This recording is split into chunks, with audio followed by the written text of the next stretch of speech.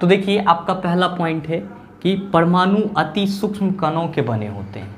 सबसे पहले तो आप ये समझिए कि ये परमाणु क्या है, ये परमाणु क्या है। तो इसके बारे में हम लोग कहते हैं कि सर ये ऐसा कण है, ऐसा कण जिससे आपका सारा पदार्थ बना हुआ है, जिससे पदार्थ बना होता है, जिससे क्या बना होता है सर, पदार्थ बना होता है, उसी को हम लोग क्या कहते हैं सर, परमाणु कहते हैं। जितने भी आप पदार्थ देख रहे हैं उन सब का जो सबसे छोटा कण है वो क्या है सर, परमाणु है, एटम है। मेरे मित्र आप एटम के बारे में ये भी ध्यान में रखेंगे कि आपका जो परमाणु है, जब हम लोग इसको और साइंटिफिक वे में डिफाइन करने की कोशिश करते हैं तो क्या कहते हैं कि सर ये जो परमाणु है ये तत्व का क्या होता है, सूक्ष्मतम कण होता है। तत्व का क्या होता है, सूक्ष्मतम कण होता है, तत्व का सूक्ष्मतम कण होता है। कब, जब हम लोग केमिकली इसको रिप्रेजेंट करने का कोशिश करते हैं तब ऐसे आपको हर जगह पे ये लिखा हुआ मिलता है कि पदार्थ का जो सबसे छोटा कण होता है वो क्या होता है, परमाणु होता है। अच्छा देखिए कि बहुत दिनों तक ऐसी मान्यता थी कि परमाणु को विभाजित नहीं किया जा सकता है। मतलब क्या कि परमाणु का छोटा छोटा टुकड़ा किया ही नहीं जा सकता, परमाणु से छोटा और कोई कण है ही नहीं। लेकिन जैसे ही साइंस डेवलप हुआ तो जेम्स चैडविक, गोल्डस्टीन और आपका जे थॉम्सन, इन तीनों ने मिल करके एटम के 3 मौलिक कण का पता लगाया। एटम के 3 मौलिक कण, फंडामेंटल पार्टिकल्स का पता लगाया और उसको हम लोग इलेक्ट्रॉन, प्रोटॉन और न्यूट्रॉन के नाम से जानते हैं। किसके नाम से जानते हैं, इलेक्ट्रॉन, प्रोटॉन और न्यूट्रॉन के नाम से जानते हैं। तो मैंने पॉइंट 2 में क्या लिखा है यहाँ पे कि परमाणु के 3 मौलिक कण हैं, electron E4 electron, P4 proton और N4 न्यूट्रॉन। ध्यान में रखिएगा कि इलेक्ट्रॉन का आविष्कारक कौन थे, तो जे थॉम्सन। प्रोटॉन का आविष्कारक कौन थे, तो गोल्डस्टीन। और न्यूट्रॉन का आविष्कारक कौन थे, तो जेम्स चैडविक। तो आप इस चीज़ को ध्यान में रखेंगे। मेरे मित्र आपके पिछले 2018 के ग्रुप डी पेपर में क्या क्वेश्चन आया था कि निम्नलिखित में से कौन सा कण परमाणु का उप परमाणु कण है। अब ये उप परमाणु बोले तो उप परमाणु कण किसको बोलते हैं, तो ध्यान दीजिए सेंस यहाँ पे चेंज हो गया है। उप परमाणु कण तो इसको हम लोग सब एटॉमिक पार्टिकल्स बोलते हैं, सब एटॉमिक पार्टिकल्स। आपके मन में ये सवाल उठेगा कि ये सब एटॉमिक पार्टिकल्स किसको बोलते हैं, तो सर इलेक्ट्रॉन, प्रोटॉन और न्यूट्रॉन को क्या बोला जाता है, सब एटॉमिक पार्टिकल्स बोला जाता है या फिर परमाणु का मौलिक कण बोला जाता है। तो आपको क्वेश्चन या तो ये पूछ सकता है कि निम्नलिखित में से कौन से परमाणु के मौलिक कण है, या आपसे ये क्वेश्चन पूछा जा सकता है कि निम्नलिखित में से कौन से परमाणु के उप परमाणु कण है, सब एटॉमिक पार्टिकल्स है। तो आप किसका नाम लेंगे, सर दोनों ही सिचुएशन में इलेक्ट्रॉन, प्रोटॉन और न्यूट्रॉन परमाणु के क्या है, उप परमाणु कण भी हैं और फंडामेंटल मौलिक कण भी इसको बोलते हैं। उम्मीद करते हैं कि आप इस दोनों पॉइंट को समझ पाए होंगे। 2-4 और छोटे छोटे बात आप याद रख लीजिएगा कि सबसे पहले आपका जो ये है परमाणु सिद्धांत किसने दिया था, तो आप ध्यान में रखेंगे जॉन डाल्टन ने दिया था और इन्होंने ही सबसे पहले परमाणु के बारे में अपना एटॉमिक थ्योरी प्रपोज किया था, या आप कह सकते हैं कि पब्लिश किया था। इस चीज को आप ध्यान में रखेंगे। नेक्स्ट यहाँ पे मैंने तीसरा पॉइंट क्या लिखा है कि एक्स किरणों का उपयोग चिकित्सा जगत में टूटी हड्डियों के चित्र लेने में, फेफड़ों में उत्पन्न विकारों का पता लगाने में किया जाता है। अब देखिए एक्सरे का नाम आप सभी सुने होंगे। अच्छा ये बताइए कि ये एक्सरे का खोज किसने किया, तो आप कहेंगे सर रोन्जन नामक वैज्ञानिक थे, उन्होंने एक्सरे का खोज किया। तो आपके एग्जाम में क्वेश्चन कैसे आता है, आपके एग्जाम में क्वेश्चन आता है कि निम्नलिखित में से किस किरणों का उपयोग टूटी हुई हड्डियों के चित्र लेने में किया जाता है, तो आप क्या कहेंगे एक्सरे का उपयोग टूटी हुई हड्डियों के चित्र लेने में किया जाता है। आपसे फिर एक क्वेश्चन पूछा जाता है कि निम्नलिखित में से किस किरण का उपयोग फेफड़ों के आंतरिक भाग में उत्पन्न विकारों का पता लगाने के लिए किया जाता है, तो आप क्या कहेंगे एक्सरे कहेंगे। आपसे ये भी क्वेश्चन पूछा जाता है कि एक्सरे के आविष्कारक कौन थे, तो आप क्या कहेंगे रोन्जन नामक वैज्ञानिक थे जिन्होंने क्या किया था सर, एक्सरे का आविष्कार करा था। मेरे मित्र अगला पॉइंट मैंने क्या लिखा है कि परमाणु के नाभिक में प्रोटॉन एवं न्यूट्रॉन होते हैं। अब जरा सा इसको भी समझ लीजिए कि परमाणु जो होता है वो आपका क्या होता है, गोलीय होता है। परमाणु क्या होता है, गोलीय होता है और किसी भी परमाणु के नाभिक में प्रोटॉन और न्यूट्रॉन उपस्थित होता है। तो प्रोटॉन और न्यूट्रॉन जो होता है वो परमाणु का अस्थायी कण माना जाता है। ध्यान रखिएगा ये भी आपका एक पॉइंट है कि निम्नलिखित में से कौन सा कण परमाणु का अस्थायी कण है, तो प्रोटॉन और न्यूट्रॉन को परमाणु का क्या बोला जाता है, अस्थायी कण बोला जाता है। और इस नाभिक के चारों और एक वृत्ताकार मार्ग होता है जिसमें इलेक्ट्रॉन क्या करते हैं मेरे मित्र, मूव करते रहते हैं, और इसी वृत्ताकार मार्ग को हम लोग क्या कहते हैं, कक्षा कहते हैं। क्या कहते हैं सर, कक्षा कहते हैं। तो आपसे यहाँ भी एक क्वेश्चन पूछा जाता है कि निम्नलिखित में से इलेक्ट्रॉन परमाणु के किस जगह पे होता है, तो आप कहेंगे कक्षा में होता है, ऑर्बिट में होता है। अच्छा, आप कहेंगे मैंने आपको पीछे के सेशन में वैलेंसी वाले टॉपिक में बताया था कि किसी परमाणु की कक्षा में अधिकतम इलेक्ट्रॉन की संख्या कितनी रह सकती है, तो सर 2n² रह सकती है। कितनी रह सकती है, 2n²। अच्छा, एक और बात ध्यान रखिएगा, परमाणु के बारे में एक और बड़ा ही इंटरेस्टिंग क्वेश्चन आपसे पूछा जाता है कि परमाणु के नाभिक का खोज किसने किया, तो आप किसका नाम लेंगे, परमाणु के नाभिक का खोज रदरफोर्ड ने किया। किसने किया, रदरफोर्ड ने किया। और हाँ सर, जब आप रदरफोर्ड को देख ही रहे हैं तो आप ये भी याद रखिएगा कि चूंकि रदरफोर्ड ने परमाणु के नाभिक का खोज किया था, इसीलिए रदरफोर्ड को नाभिकीय न्यूक्लियर फिजिक्स का पिता भी बोला जाता है। इस चीज को भी आप ध्यान में रखिएगा सर। चलिए, अब आप ये समझ पा रहे होंगे कि परमाणु के नाभिक में प्रोटॉन और न्यूट्रॉन रहता है, जो क्या होते हैं सर, अस्थायी कण होते हैं। इलेक्ट्रॉन परमाणु के कक्षा में चक्कर लगाते रहते हैं। अब आते हैं हम लोग अपने नेक्स्ट पॉइंट की ओर कि हमने यहाँ पे लिखा है कि 1 मोल इक्वल टू 6.022 इंटू 10⁻23 क्या कण, या आप यहाँ पे कण के बदले अणु लिख लो, परमाणु लिख लो, अणु परमाणु लिख लो, या फिर आयन लिख लो। तो आपसे अगर कभी भी ये पूछा जाए कि 1 मोल में कितना अणु या परमाणु, तो आप क्या कहेंगे, 6.022 इंटू 10⁻23 अणु, परमाणु या आयन। ध्यान रखिएगा, अगर आपसे 1 मोल तत्व के बारे में पूछा जाए तो आप कहेंगे 6.022 इंटू 10⁻23 परमाणु होगा। आपसे अगर 1 मोल यौगिक के बारे में पूछा जाए तो आप क्या कहेंगे कि उस यौगिक में 6.022 इंटू 10⁻23 अणु होगा। एक्चुअली ये मोल क्या होता है, तो मेरे मित्र आप सभी को पता है कि पदार्थ की मात्रा का जो ऐसा यूनिट होता है वो क्या होता है सर, मोल होता है। पदार्थ की मात्रा का या पदार्थ का जो परिमाण होता है उसको हम लोग किस में मेजर करते हैं, तो मोल में मेजर करते हैं। और किसी भी पदार्थ का 1 मोल कितने अणु परमाणु के बराबर होता है, तो 6.022 इंटू 10⁻23 अणु परमाणु के बराबर होता है। तो आपसे अगर आपके एग्जाम में पूछ दिया जाए कि 1 मोल H2SO4 में कितना अणु होगा, तो आप कहेंगे 6.022 इंटू 10⁻23 अणु होगा। आपसे ये पूछ दिया जाए 1 मोल कार्बन डाइऑक्साइड में कितने अणु होंगे, तो आप फिर कहेंगे 6.022 इंटू 10⁻23। या आपसे पूछ दिया जाए कि 1 मोल सोडियम में कितने परमाणु होंगे, तो 6.022 इंटू 10⁻23। मेरे मित्र एक और खास बात ध्यान में रखेंगे कि ये जो आपका 6.022 इंटू 10⁻23 है, इसी को हम लोग एवोगाड्रोज कांस्टेंट बोलते हैं या एवोगाड्रोज नंबर बोलते हैं। तो आप इस चीज को भी ध्यान में रखिएगा कि एवोगाड्रोज नंबर हम लोग किसको बोलते हैं, तो सर 6.022 इंटू 10⁻23 को क्या बोलते हैं, एवोगाड्रोज नंबर बोलते हैं। क्यों, क्योंकि 1 मोल इक्वल टू 6.022 इंटू 10⁻23 अणु परमाणु या आयन होता है। इसके बारे में बताने वाले वैज्ञानिक कौन थे, तो एवोगाड्रोज थे। इस चीज को आप ध्यान में रखेंगे। अब देखिए कि आपका एक सबसे अहम सवाल और यहां से निकल के सामने चला आता है कि सर 1 मोल गैस का आयतन कितना होता है, एसटीपी पे, स्टैंडर्ड टेम्परेचर एंड प्रेशर पे, क्योंकि ये क्वेश्चन भी आपके एग्जाम में बार बार पूछा जाता है कि 1 मोल कार्बन डाइऑक्साइड गैस का आयतन कितना होगा।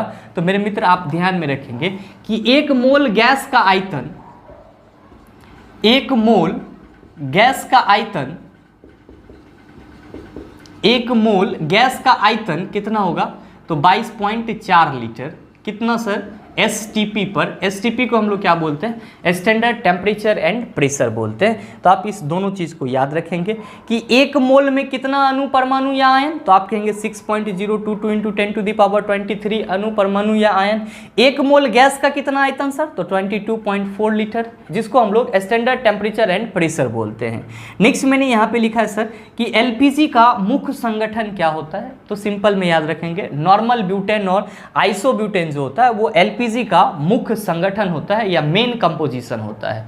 एलपीजी का फुल फॉर्म क्या होता है, तो लिक्विफाइड पेट्रोलियम गैस। क्या बोलते हैं सर इसको हम लोग, लिक्विफाइड पेट्रोलियम गैस। हिंदी में इसको क्या बोलते हैं, द्रवीभूत पेट्रोलियम गैस। और आपके एलपीजी का जो मेन कंपोजिशन होता है सर वो होता है नॉर्मल ब्यूटेन और आइसोब्यूटेन, नॉर्मल ब्यूटेन या फिर आइसोब्यूटेन।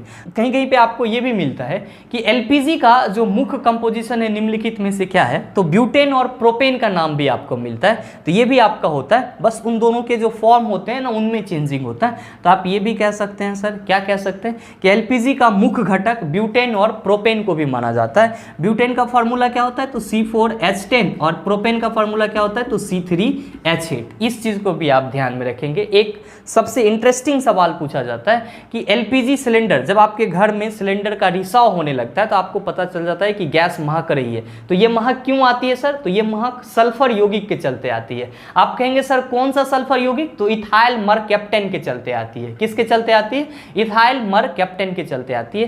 तो आप इस चीज को भी ध्यान में रखेंगे कि एलपीजी गैस को लीक होने से जो आपको एक बहुत ही खराब और गंदा सा स्मेल आता है वो किसके चलते आता है, तो इथाइल मरकैप्टेन के चलते आता है। एलपीजी का मुख्य कंपोजिशन क्या है, तो नॉर्मल ब्यूटेन या फिर आइसोब्यूटेन। अगर आपको ब्यूटेन और प्रोपेन मिले तो आप उसको भी टिक कर सकते हैं, लेकिन आप ऑप्शन देख लेंगे कि आपके ऑप्शन में क्या दिया हुआ है। उम्मीद करते हैं कि आप यहाँ तक की बातों को समझ पाए होंगे। अब हम लोग आगे कुछ और भी ऐसे पॉइंट है उसका भी डिस्कशन कर लेते हैं। उससे पहले आप वीडियो को पॉज करके इसको लिखना चाहें तो लिख सकते हैं। आपका जो अगला वन लाइनर है, 7वें नंबर का वन लाइनर क्या कह रहा है कि वायुमंडल में सबसे अधिक मात्रा में नाइट्रोजन पाया जाता है। मेरे मित्र, आपके एग्जाम में इससे भी क्वेश्चन पूछे जाते हैं। किससे, तो वायुमंडल में जो वायु का कंपोजिशन है सर उससे। तो सबसे पहला चीज़ आप ये समझिए कि वायुमंडल किसको बोलते हैं, तो भाई वायुमंडल को हम लोग क्या कहते हैं, एटमॉस्फेयर कहते हैं। क्या कहते हैं, एटमॉस्फेयर कहते हैं इंग्लिश में सर। और हम लोग कहते हैं कि पृथ्वी के ऊपर का मतलब क्या, कि पृथ्वी के सतह का ऊपर का जो वातावरण है जहाँ पे हवाएं रहती है उसको हम लोग क्या कहते हैं, वायुमंडल कहते हैं। या हम लोग ये कहते हैं कि पृथ्वी के सतह को ऊपर से घेरा हुआ ऐसा माध्यम जहाँ पे क्या हो सर, हवा हो, उसको हम लोग क्या कहते हैं, वायुमंडल कहते हैं। मेरे मित्र ध्यान में रखिएगा कि हम लोग जहाँ पे रह रहे हैं उसको बायोस्फीयर कहते हैं। क्या कहते हैं, बायोस्फीयर, जैव मंडल कहते हैं। और ये जो जैव मंडल है ना, ये 3 चीज से मिलके बना हुआ है। स्थल मंडल से, स्थल मंडल से जिसको हम लोग लिथोस्फीयर बोलते हैं, उसके बाद जल मंडल से, और फिर आपका वायुमंडल से। ये 3 चीज से आपका क्या बना हुआ है सर, तो जैव मंडल बना हुआ है, बायोस्फीयर बना हुआ है, जहाँ पे हम आप सभी सर्वाइव कर रहे हैं। तो हम लोग ये कहते हैं कि स्थल मंडल, पृथ्वी के सतह पे जहाँ पे हम लोग रह रहे हैं उसको स्थल मंडल कहेंगे। जहाँ पे आपको जल मिलेगा उसको जल मंडल कहेंगे, और जहाँ पे वायु मिलेगा उसको हम लोग वायुमंडल कहेंगे। तो आप पृथ्वी के वायुमंडल की बात करते हो, मतलब पृथ्वी के ऊपरी सतह की बात कर रहे हो। इससे कहा जा रहा है कि वायुमंडल में सबसे अधिक मात्रा में कौन सी गैस पाई जाती है, नाइट्रोजन। तो इसका मतलब ये हुआ कि सर वायु में कौन कौन से मेन गैस पाए जाते हैं। तो मेरे मित्र आप क्या कहेंगे कि सर वायुमंडल में वायु पाए जाते हैं जो कि गैसों का मिश्रण होता है। तो आपके एग्जाम में ये क्वेश्चन भी पूछा जाता है कि निम्नलिखित में से वायु क्या है, तो आप कहेंगे वायु गैसों का मिश्रण है। वायु क्या है, एक मिश्रण है। आप कहेंगे सर इसमें कौन कौन सा गैस रहता है, तो सर पहला तो नाइट्रोजन रहता है, दूसरा ऑक्सीजन कहते हैं, फिर हम लोग कार्बन डाइऑक्साइड कहते हैं, हम लोग फिर इसके बाद और भी कुछ लेते हैं गैसेज, या फिर हम लोग कहते हैं कि सर इसमें वाटर वेपर भी होता है, जल वाष्प भी होता है, धूल के कण भी होते हैं, बहुत सारे गैसेज इसमें मिक्स होते हैं।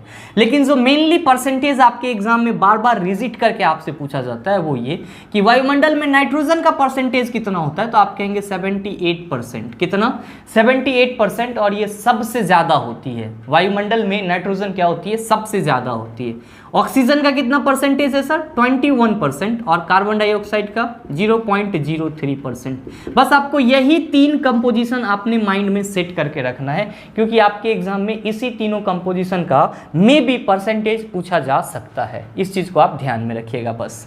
तो आप ये कह सकते हैं वायुमंडल जो होता है उसमें क्या होते हैं, वायु प्रेजेंट होते हैं। वायु क्या है, तो गैसों का मिश्रण है। इसमें मुख्यतः नाइट्रोजन, ऑक्सीजन, कार्बन डाइऑक्साइड, जलवाष्प और धूल के कण पाए जाते हैं, जहां पे नाइट्रोजन का परसेंटेज 78%, ऑक्सीजन का 21% और कार्बन डाइऑक्साइड का 0.03% होता है। इस चीज़ को आप ध्यान में रखेंगे। मेरे मित्र, आपका जो वायुमंडल है ये भी कई लेयरों में बटा हुआ है, जैसे कि ट्रोपोस्फियर बोलते हैं हम लोग, स्ट्रेटोस्फियर बोलते हैं, ओजोनोस्फियर, आयनोस्फियर। भाई वही जो क्षोभ मंडल, समताप मंडल, ओजोन मंडल, आयन मंडल बोलते हैं, ये सब किसके लेयर हैं? तो सर वायुमंडल के लेयर हैं। आप इसको भी ध्यान में रख सकते हैं। अब देखिए यहाँ पे कि आयरन पे जिंक का परत चढ़ाना, आप सभी कहेंगे गैल्वेनाइजेशन कहते हैं, गैल्वेनीकरण कहते हैं इसको। क्यों?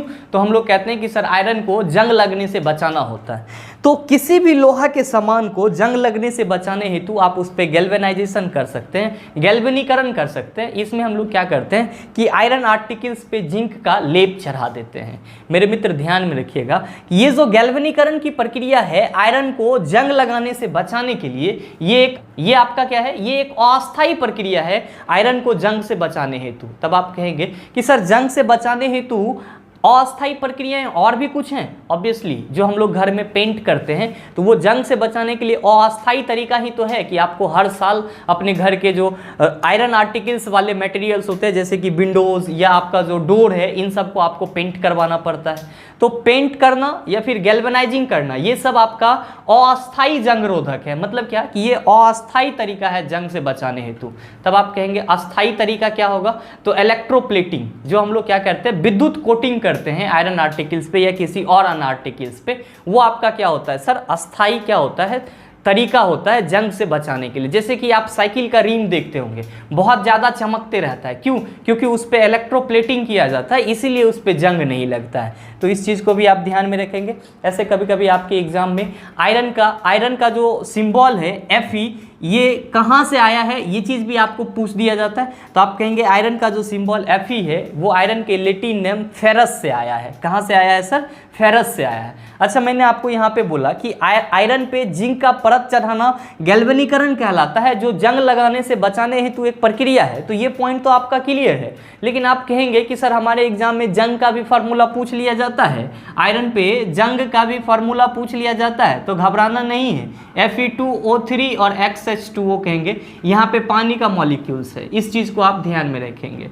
Fe2O3 और XH2O कहेंगे। अच्छा, आयरन पे जंग का लगना कौन सी प्रक्रिया है? तो आप कहेंगे कि सर आयरन जो है वो हमारे आर्द्र वातावरण में, ह्यूमिड एटमॉस्फेयर में ऑक्सीजन के साथ अभिक्रिया करके धीरे धीरे क्या होती है कि अपने ऊपर में एक लेयर बना लेती है जिसका कलर होता है ब्राउन, और उसी को हम लोग जंग बोलते हैं। तो भाई ऑक्सीजन से अभिक्रिया हो रही है, तो आयरन पे जंग का लगना या लोहे के कील पे जंग का लगना किसका उदाहरण है? तो ऑक्सीकरण अभिक्रिया का उदाहरण है। किसका उदाहरण है? ऑक्सीकरण अभिक्रिया का उदाहरण है।